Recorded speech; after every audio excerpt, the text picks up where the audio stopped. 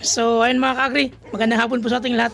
So ayun, restock na naman po tayo ng pagkain sa ating mga layers po dito sa aming backyard farm. Kasi ayun, naubos na naman po tayo. So ayun po yung pagkain po natin dito sa ating backyard farm, sa ating mga layers ay Biming Essential Layer 1. So ayun po, papakain na po tayo ng ating mga layers po dito sa aming backyard farm. So ayun mga ka-agri, nakapagbigay na po tayo ng Biming Essential Layer 1. So ayun, gustong gusto po nila itong ating feeds na to. So yung ating Biming Essential Layer 1 dahil nga laging bago. So ayun po, kaya gusto nilang kainin. Ayun po. At napakaganda po ng resulta nito kasi malalaki yung itlog na napoproduce at makapal yung shell at matagal po ang shelf life ng mga itlog na napoproduce ng ating mga layers dito sa ating pasture raised chicken layers.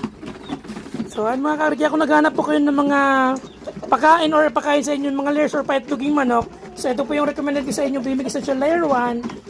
So, abot kayang feeds pero kalidad at napakaganda ng resulta para sa ating mga manok at tumataas po talaga ang kanilang production ng itlog.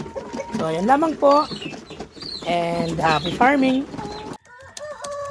So, ayun mga kagri, wag po natin kalimutang mag-heart, follow, share, and subscribe.